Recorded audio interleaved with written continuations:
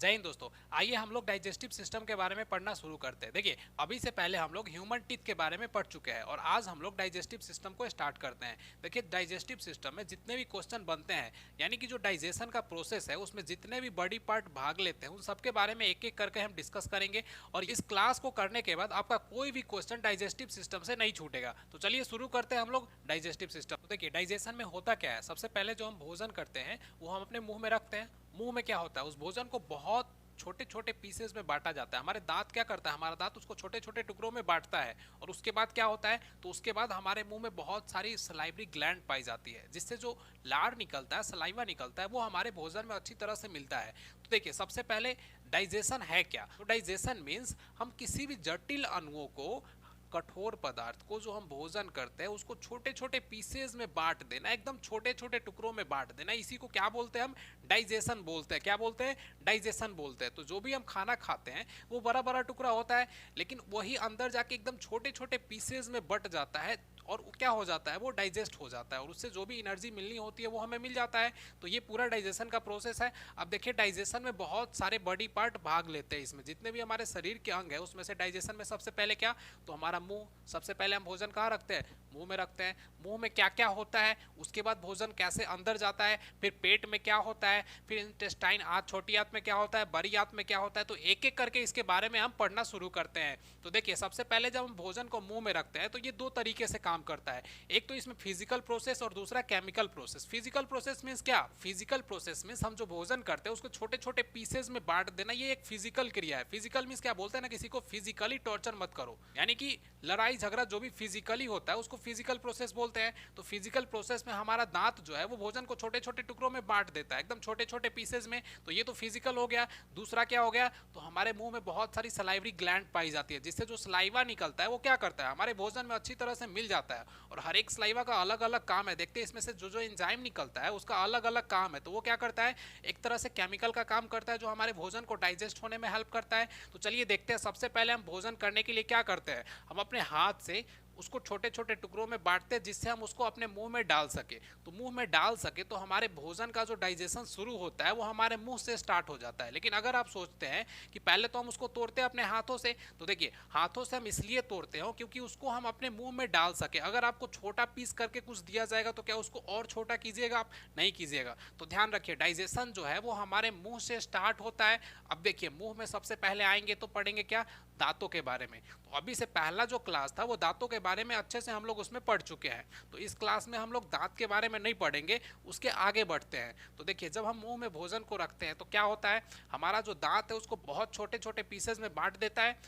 उसके बाद क्या होता है, तो हमारे मुंह में बहुत सारी ग्लैंड पाई जाती है। देखिए, उसको क्या बोलते हैं, स्लाइवरी ग्लैंड। तो यहाँ देखिए, फिगर में समझिए ध्यान से। देखिए, ये जो डाइजेशन है ये क्या है, इसमें फिजिकल प्रोसेस भी काम करता है और साथ ही साथ केमिकल प्रोसेस भी काम करता है। फिजिकल प्रोसेस में क्या हो गया, तो फिजिकल प्रोसेस में हो गया हमारा दांत, उसको छोटे छोटे टुकड़ों में बांटता है।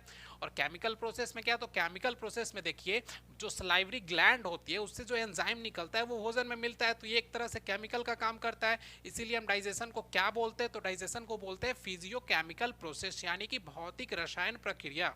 देखिए, इसके बाद देखते हैं हम एलिमेंट्री कैनाल के बारे में, यानी कि आहार नाल के बारे में। देखिए, जो हम भोजन करते हैं तो वो किस किस रास्ते से होकर हमारे बॉडी के अंदर जाता है और फिर कैसे बाहर निकल जाता है। ये जो पूरा प्रोसेस है वो जिस पाइप के थ्रू जाता है, जिस रास्ते के थ्रू होकर गुजरता है, उसी को क्या बोलते हैं, एलिमेंट्री कैनाल बोलते हैं। ध्यान से देखिए, यहाँ पे, यहाँ से हम भोजन करना स्टार्ट करते हैं तो ये कैसे कैसे यहाँ से नीचे आता है और कैसे कैसे क्या क्या उसमें प्रोसेस होता है, इन सबको क्या बोलते हैं, हम एलिमेंट्री कैनाल बोलते हैं। और ध्यान से देखिए, अगर पूछा जाए कि इसकी टोटल लेंथ कितनी होती है, तो देखिए इसका कोई फिक्स लेंथ नहीं होता है, लेकिन नॉर्मली हम लोग देखते हैं इसकी लेंथ जो है वो एक नॉर्मल आदमी में कितना होता है, 32 फीट का होता है। देखिए, ये 32 फीट का होता है, लेकिन अगर आदमी बहुत ज्यादा लंबा होगा तो उसमें और ज्यादा होगा, अगर छोटा होगा तो 32 फीट से भी कम होगा। अब ध्यान से देखिए, हमारा जो डाइजेशन है तो वो स्टार्ट कहाँ से हो जाता है, तो माउथ से स्टार्ट हो जाता है। तो माउथ में हम सबसे पहले दांत के बारे में पढ़ना था, जो कि हम पढ़ चुके हैं। तो अब हम लोग देखते हैं हमारे मुंह में कौन कौन सी ग्लैंड पाई जाती है, ग्रंथि पाई जाती है, और उसमें से कौन कौन से एंजाइम निकलते हैं। तो इसके बारे में पढ़ना शुरू करते हैं।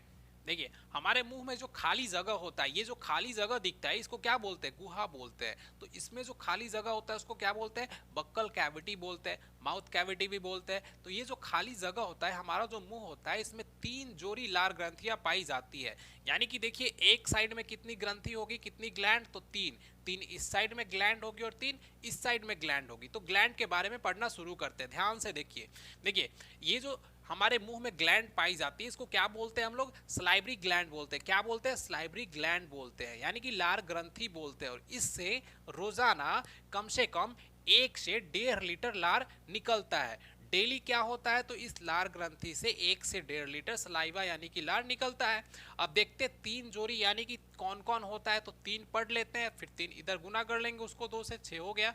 तो देखिए सबसे बड़ा जो होता है उसको क्या बोलते हैं, एक का नाम पैरोटिड ग्लैंड है, दूसरा का सब मैंडिबुलर और तीसरा का सब लिंगुअल।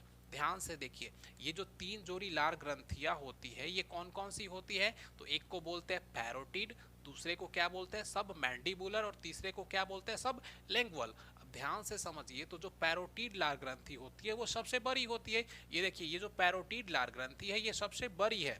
उससे छोटी कौन होती है, तो उससे छोटी होती है सब मैंडिबुलर। और सबसे छोटी कौन होती है, तो सबसे छोटी होती है सब लिंगुअल। अब ध्यान से देखिए इस फिगर में ये वाला जो ग्लैंड आपको दिख रहा है ये क्या है, यही है पैरोटिड ग्लैंड। क्या है, पैरोटिड ग्लैंड। उसके बाद ये वाला जो देख रहे हैं ये क्या है, सब मैंडिबुलर है और ये वाला सब लिंगुअल है। तो फिगर में आप ध्यान से समझिए 3 लार ग्रंथि एक साइड पाया जाता है और 3 दूसरे साइड पाया जाता है। तो इस तरीके से ये लार ग्रंथि खत्म। अब पैरोटिड के बारे में देखते हैं कि इससे क्या क्या क्वेश्चन पूछा जाता है, उसको सबसे पहले पढ़ते हैं। चलिए तो पैरोटिड के बारे में देखते हैं। देखिए ये जो पैरोटिड ग्लैंड होता है ये सबसे बड़ी ग्रंथि होती है, यानी कि हमारे मुंह में जितनी भी ग्रंथियां पाई जाती है उस तीनों में सबसे बड़ी ग्रंथि कौन सी होती है, तो पैरोटिड होती है। अब पैरोटिड से 2 तरीके के क्वेश्चन पूछे जाते हैं। देखिए ये मम्स एक बीमारी होता है जिसको क्या बोलते हैं हम, गलसुआ भी बोलते हैं, जिसमें एक साइड का ये पैरोटिड क्या होता है, फूल जाता है। ये ध्यान से फिगर में आप देखिए तो इस तरीके से ये फूल गया है। तो ये किसके वजह से होता है, तो ये होता है वायरस के वजह से। और इस बीमारी का नाम क्या है, तो मम्स नाम है। तो इस मम्स में होता क्या है, तो यही जो सबसे बड़ी पैरोटिड ग्लैंड है ये क्या हो जाती है, फूल जाती है एक तरफ से। तो ये हो गया। दूसरा क्वेश्चन ये पूछा जाता है पैरोटिड ग्लैंड से कि देखिए सांप में जो जहर है वो किस ग्लैंड में होता है, तो सांप में जो जहर होता है वो इसी पैरोटिड ग्लैंड में होता है। तो ध्यान से देखिए पैरोटिड ग्लैंड से मात्र 2 ही क्वेश्चन पूछे जाते हैं।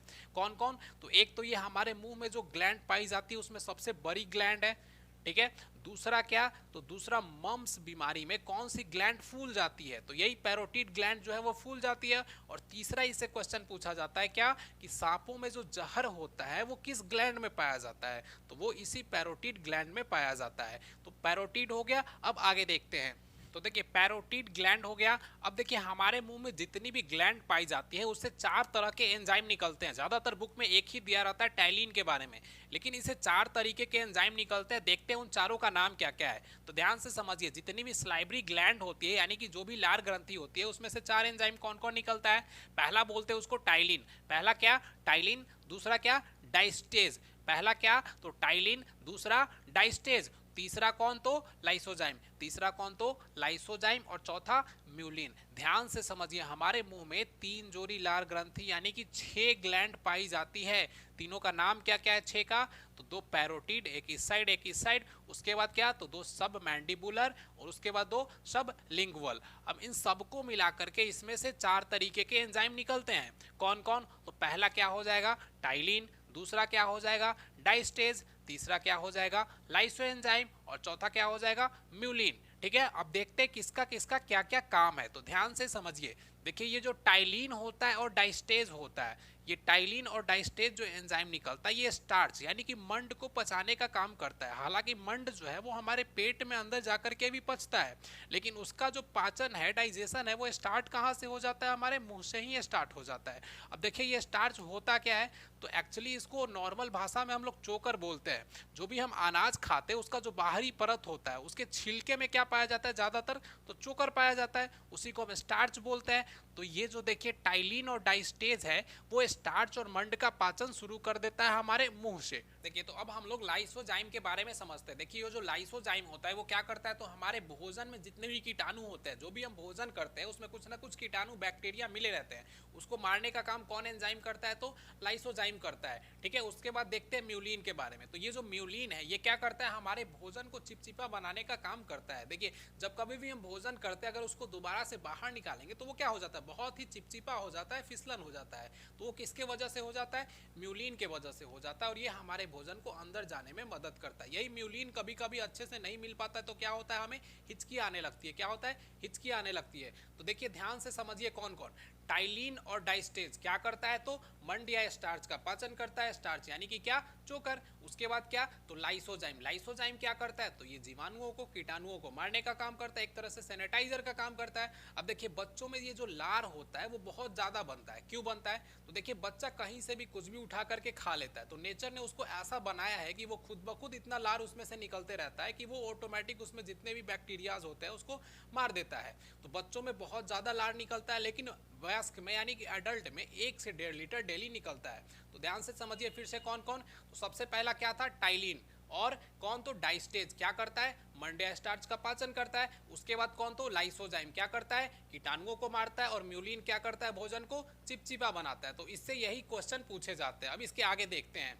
देखिए तो ये सारा प्रोसेस मुंह में होने के बाद भोजन कहाँ जाता है, हमारे आमाशय में यानी कि पेट में, स्टोमक में जाता है। अब देखिए क्या होता है, स्टोमक में जाता है कैसे, तो ये देखिए यहाँ पे एक क्या होता है, फूड पाइप होता है, जिसके वजह से क्या होता है, ये भोजन जो है वो नीचे हमारे पेट तक पहुंचता है। तो देखिए इस फूड पाइप को क्या बोलते हैं, टैसोफिगस बोलते हैं। क्या, टैसोफिगस बोलते हैं इस फूड पाइप को। हिंदी में क्या बोलते हैं, ग्रास नली। देखिए ध्यान से समझिए, ग्रास नली अलग होता है और ग्रसनी अलग होता है। ग्रसनी विंड पाइप होता है जिससे हवा अंदर जाती है, लेकिन ग्रास नली क्या होता है, फूड पाइप होता है जिससे भोजन अंदर जाता है हमारे स्टोमक तक। तो ध्यान से समझिए, ये देखिए ये वाला जो पाइप है ये क्या है, फूड पाइप है, और यहाँ से ये वाला जो पाइप आपको दिख रहा है ये क्या है, तो ये ट्रैकिया है, यानी कि ये ग्रसनी है। इससे हवा यानी कि जो हम श्वास लेते हैं वो हमारे फेफड़े तक पहुंचता है। तो ध्यान से समझिए, मुंह में जो भी हमारा लार मिलना था, 4 तरीके का एंजाइम मिल गया, उसके बाद ये ट्रैकिया नहीं, ट्रैकिया नहीं, ध्यान रखिएगा, क्या, टैसोफिगस के थ्रू होते हुए ये भोजन कहाँ जाता है, तो हमारे स्टोमक में जाता है। तो देखिए मुंह में क्या क्या होता है,